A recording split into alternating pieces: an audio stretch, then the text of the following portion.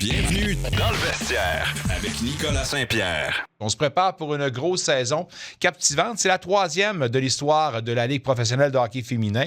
Et évidemment, on a beaucoup d'attentes envers une équipe qui s'est rendue jusqu'à la finale l'an dernier. Est-ce qu'on serait capable de se rendre justement jusqu'à soulever le trophée? Bien, c'est certes une des histoires qu'on va raconter cette année pour la charge. Maintenant qu'on a l'alignement partant et on a également derrière nous un camp d'entraînement qui, je l'espère, fut fort fructueux. On va faire le bilan de ce camp et de la préparation pour la nouvelle saison avec l'entraîneur des gardiennes, avec la charge Pierre Groulx, qu'on retrouve avec grand plaisir. Pierre, tout d'abord, j'ai pas le choix de poser la question encore une fois. Amy Shear, qui a parlé de propos incendiaires, c'est le cas de le dire. Moi, je n'essaie pas de brasser la soupe, mais vous êtes quand même un club professionnel qui veut se concentrer sur les tâches à faire sur la glace. Ça a été quoi votre réaction suivant ça? Et est-ce qu'il y a eu une certaine surprise dans l'organisation d'entendre des propos si pointilleux de la part de Mme Shear? Je pense que ce qui est bon pour nous autres, c'est qu'on est en plein camp d'entraînement quand les commentaires y ont sorti. Alors, pour être honnête, c'était le prochain jour qu'on a vraiment vu les commentaires. Alors, pour nous autres, on se prépare pour samedi. Qu'est-ce qui arrive avec la Ligue et la Ville d'Ottawa pour Lansdowne 2.0? Honnêtement, Nick, je suis désolé, mais c'est plus haut que nous autres pour commenter là-dessus. Non, je comprends. Puis j'espère seulement que cette histoire-là ne deviendra pas un point pour déranger votre saison. Est-ce que ça pourrait en venir à ça? Non, honnêtement, pas du tout. Écoute, on n'en a même pas parlé entre les entraîneurs et les joueurs. Bon. C'est vraiment au-dessus de nos têtes, vraiment, pour mettre ça en simple termination. Honnêtement, c'est rien qui nous a convaincus d'en parler avec notre groupe. On adore nos partisans à la place TD. On adore jouer à la place TD. Qu'est-ce qui va arriver dans le futur? C'est hors de nos contrôles. Futur, par exemple, qui arrive rapidement pour cette saison. Vous débutez votre saison contre New York en fin de semaine. Maintenant qu'on a 2 matchs préparatoires derrière la cravate, 2 défaites, mais ce n'est pas le résultat qu'on veut voir. C'est les compétitions à l'interne, c'est les compétitions individuelles. Or, qu'est-ce qu'on a retenu de ces 2 matchs en camp d'entraînement? Je pense qu'on a retenu, c'est que, écoute, Brianne Jenner et Marzova sont venus au camp prêtes pour la saison, pour avoir une vraiment bonne saison. Rebecca Leslie a un été formidable en entraînement. À défensive, on a vu que Rory Gilday et la raison pour que on l'a repêché au premier tour, dans notre premier tour. C'est une grosse défenseuse qui va nous aider. Markowski a fait un excellent été à l'entraînement. Les nouvelles joueuses comme Brooke Hobson à la défense, elle va nous aider. Gwyneth Phillips est prête à reprendre la saison. Sani Ola nous a démontré qu'on a fait bon de la choisir pour avoir un bon duo 1 et 2. Et Emily Clark, Gabby Hughes, les Mann et McMahon en avant sont prêts à revenir et avoir une bonne année davantage.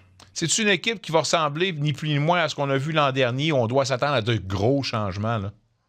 Non, je pense que la même indication que l'année passée. Je pense qu'on veut être une équipe qui va être difficile à jouer contre.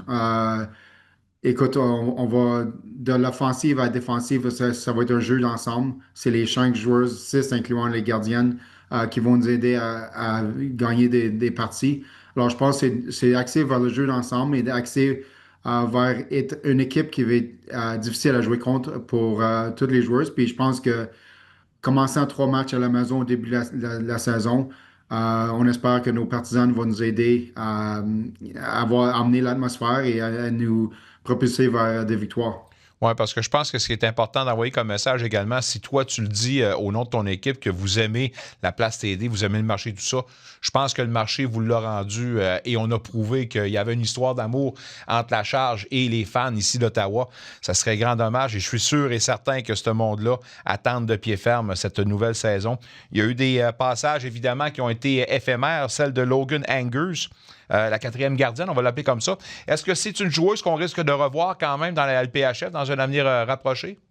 Écoute, qu'est-ce qui est arrivé, c'est on avait un camp très, très compétitif, comme on a vu. C'est une joueuse qui a joué avec New York l'année passée, Elisabeth Giguère, elle a perdu sa place à deux jeunes joueurs comme. Ça, je vais t'avouer que je suis surpris de Mme Giguère qu'elle ait quitté, là. Oui, non, mais écoute, Hemp et Wozniewicz, ils ont rentré puis ils nous ont montré qu'au camp, ils sont prêts à prendre une place, une grande place dans l'équipe. Alors, ça a été pas une décision facile, mais écoute, une décision qui était bon pour l'équipe, qui en compte des gardiennes. Kendra Woodland, qui a joué à l'Université du Nouveau-Brunswick, est rentrée au camp, puis elle est compétitionnée pour le poste numéro 3 des gardiennes. Et honnêtement, elle l'a volé de Logan Angers. Elle a mieux performé dans les pratiques, dans les parties contre, contre Toronto. Alors, je pense que ce qui est arrivé dans cette position-ci, c'est que on a apporté des joueuses au camp qui pouvaient compétitionner pour des positions et ils ont pris les places des joueuses qui étaient là l'année passée. Fait partie d'instaurer une culture. Tu veux avoir ce genre de problème-là. Tu veux amener de la compétition à l'interne. Puis je pense que vous avez livré la marchandise à ce niveau-là, là. Oui, puis je pense on voulait emmener des joueuses qui ont fait beaucoup de travail cet été pour être prêts pour l'année. Puis je pense avoir du nouveau sang, comme Hemp et Wozniewicz sont sortis nouvelles du collégial, niveau collégial. Alors je pense que ça a démontré à toutes les autres joueuses que, écoute, il n'y a pas nécessairement aucune place qui était garantie, mais les joueuses qui travaillaient pour leur place, c'est eux autres qui l'ont eu leur place dans l'équipe. Peux-tu nous donner des détails un peu comment ça fonctionne avec les équipes, pas les équipes, mais les joueuses qui font partie de l'équipe de réserve? Est-ce que c'est des joueuses qui vont demeurer dans l'environnement tout au long de la saison? Puis comment on gère justement leur temps, là? Ben, notre équipe de trois joueuses de réserve, c'est comme notre ligue américaine pour la Ligue nationale. Alors, c'est difficile, on n'a pas de ligue américaine, on n'a pas de ligue mineure, qu'on peut dire. Alors, on a trois joueuses qui vont venir en marché. Honnêtement, c'est leur choix d'être en marché ou non, mais elles sont payées pour rester en forme, pour être capable de prendre une position s'il y a une blessure. Alors, on espère, je pense que Olivia Wallen et Vita, ils vont venir en ville, ils vont rester avec nous autres, ils vont pratiquer avec nous autres à chaque jour. Alors, ils restent prêts pour jouer des parties s'ils sont appelés. Alors, s'il y a une blessure. Mais qu'est-ce qui est différent pour que notre ligue, c'est que n'importe quelle joueuse qui sont sur n'importe quelle équipe de réserve, on a le choix de n'importe quelle joueuse dans la ligue qui sont dans le contrat de réserve. Alors, le pool qu'on peut dire de réservistes est disponible à toute la ligue. Oh, c'est intéressant, ça. Madame Aola, dans tout ça, est-ce qu'il y aura un partage? Est-ce qu'on doit anticiper un partage de la tâche devant le filet? C'est sûr qu'on s'attend à voir Gwyneth Phillips avoir la majorité, mais Madame Aola aurait-elle certains départs au cours de la saison? J'imagine que oui, là. Oh oui, absolument. Je pense que, évidemment, on ne le cache pas, Gwyneth va partir la saison samedi contre New York.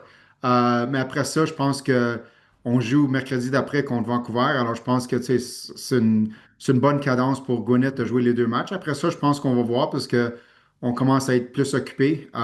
Évidemment, quand on va dans l'Ouest, à Vancouver, Seattle, on joue 2 jours en tour. Alors, évidemment, elle va avoir des parties, mais je pense qu'on veut davantage l'avoir plus en pratique et s'améliorer de plus en plus à la vitesse de la Ligue. Comment tu l'as trouvé, Gwyneth? Plus en forme, plus en shape, musculature, réflexe, technique? Je pense que ce qui était positif pour Gwyneth, c'est qu'elle était au camp des États-Unis pour les Olympiques tout l'été. Pas tout l'été, là, mais la majorité de l'équipe de l'été. Alors, je pense qu'elle est arrivée au camp en forme, prête à jouer. Écoute, Gwyneth, on sait que c'est pas une grosse gardienne, un gros gabarit, mais je pense que ses réflexes sont prêts. Je pense que elle est prête à entreprendre la partie. Je pense que aussi jouer une demi-partie, ça l'a aidé juste se remettre dans la vitesse de notre ligue. Alors, je pense qu'elle est prête à entretenir la saison, puis elle est prête à nous mener vers des victoires. Une saison avec 8 équipes maintenant et ça commence samedi contre New York. Parle-moi justement du défi que représentent les Sirens. Beaucoup de changements à l'année dernière où il y a un peu d'inconnu? Oui, non, ils ont changé leur équipe beaucoup. Carpenter est parti. Ils ont été remplacé par Koltenkova, qui est une joueuse tchèque. Évidemment, la joueuse qu'il faut regarder, c'est Sarah Fillier, qui est notamment avec l'équipe Canada. Écoute, Sarah, elle score des buts, elle adore scorer, alors il faut faire certain de savoir où qu'elle est. Je pense qu'il faut exploiter leur défensive. Ils ont perdu Ella Shelton l'année passée, qui était à Toronto. Je pense que, écoute, c'est une équipe qui va être jeune, un peu comme nous. Mais je pense qu'évidemment, il y a une joueuse spectaculaire comme Sarah Fillier qu'il faut faire certain qu'on prend compte de ce qu'elle est. Pierre, on va te souhaiter évidemment le mot de Cambronne à toi et à toute l'équipe pour cette autre excitante saison. Et ça commence samedi contre les Sirens de New York. On invite les gens à aller vous encourager à la place TD. Bonne saison, mon ami. On se reparle la semaine prochaine. Merci, Nick. Bonne soirée. Un retour sportif 100% local dans le vestiaire avec Nicolas Saint-Pierre.